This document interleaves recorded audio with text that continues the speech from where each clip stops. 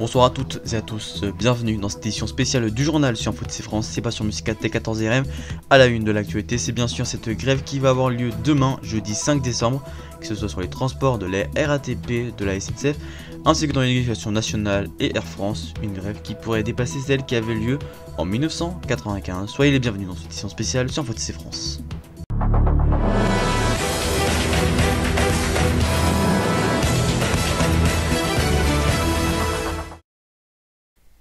Ce jeudi 5 décembre, le trafic sera extrêmement perturbé à la SNCF et à la RATP.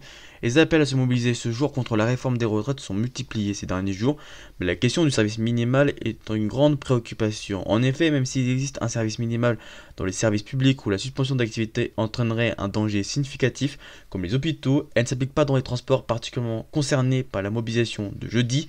Actuellement, 3 syndicats de la RATP, UNSA, CGT, CFE, CGC promettent d'avoir une mobilisation beaucoup plus importante comparée à la journée du 13 septembre, avec Paris quasi à l'arrêt. Du côté de la SNCF, les 3 syndicats, la CGT cheminot, l'UNSA ferroviaire et Sudrail, ont lancé un appel à un mouvement illimité. En effet, il existe une loi concernant le service minimal dans les transports instaurée en 2007 par Nicolas Sarkozy.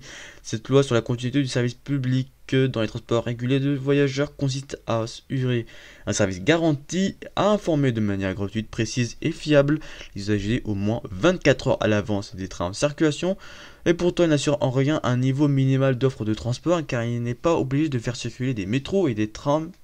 Le droit de grève n'est pas compatible avec des réquisitions de personnel en arrêt de travail, seule mesure qui permettrait avec certitude une continuité du service public.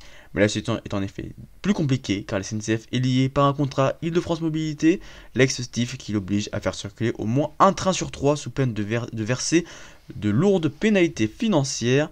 Mais cela n'a pas empêché de se produire lors de la grève à la SNCF du 3 avril où ces lignes ont été fermées pour manque d'agents disponibles. Il est de même pour la RATP. Mais alors, que va-t-il se passer pour le trafic des lignes de la RATP, SNCF ainsi que dans le transport aérien comme chez Air France? Voici un bilan sur l'infotrafic.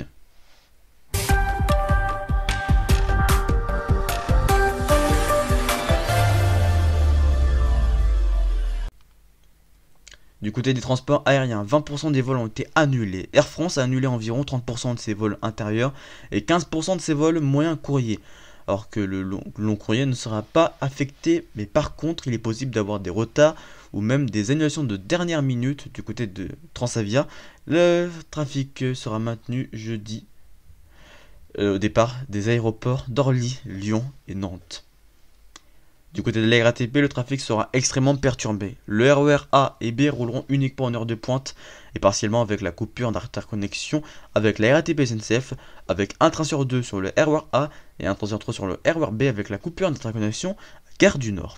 Trafic interrompu sur les lignes 2, 3, 3 bis, 5, 6, 7 bis, 8, 10, 11, 12 et 13 du métro parisien.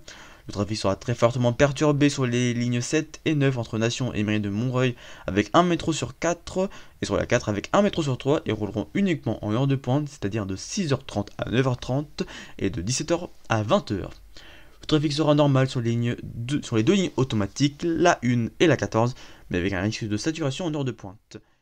En ce qui concerne pour les tramways, les lignes T1, T2, T3A, T3B ainsi que le T5, ce sera un tramway sur 3 uniquement en heure de pointe de 6h30 à 9h30 et ainsi que de 17h à 20h. Du côté du T6, ce sera un tramway sur 2 tout au long de la journée et le T7 et le T8, ce sera un tramway sur 3 tout au long de la journée.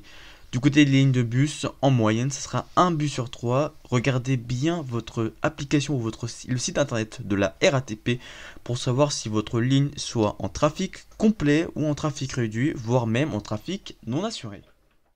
Du côté de la SNCF, c'est aussi un trafic très perturbé avec un TGV sur 10, un Ouigo sur 6, un Intercité sur 10, un TER sur 5 et un Transilien sur 10.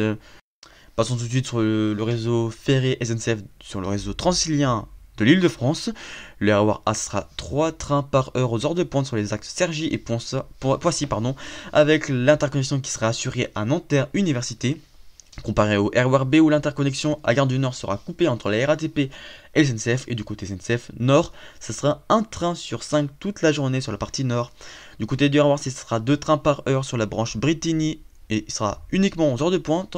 Les autres branches ne seront non desservies. Le RER D sera 4 trains par heure sur la branche Villiers-le-Bel et 2 trains par heure sur les branches Corbeil et Melun, et roulera uniquement aux heures de pointe. Le changement à Gare du Nord et à Gare du Lyon se fera entre l'interconnexion entre la RATP et SNCF. Le RER E, ce sera 2 trains par heure entre Paris Est et Chelles-Gournay en heure de pointe.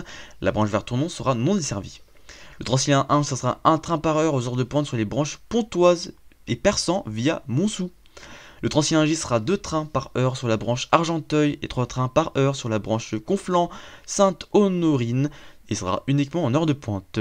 Le Transilien K sera des bus de substitution qui prendra le relais pour aller ou vers Mitry et Roissy.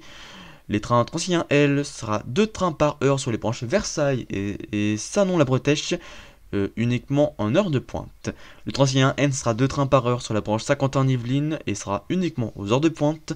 Le Transilien P sera 2 trains par heure entre Paris et Lagny en heure de pointe. La branche Coulommiers-Provins sera non desservie. Le Transilien R et U, ce sera un trafic interrompu. Du côté des tramways, le T4, ce sera 2 trams sur 3. Et du côté du T11 Express, ce sera 1 tram sur 2. Merci d'avoir suivi cette édition spéciale sur Info TC France consacrée à cette grève RATP SNCF ainsi que Air France ce jeudi 5 décembre.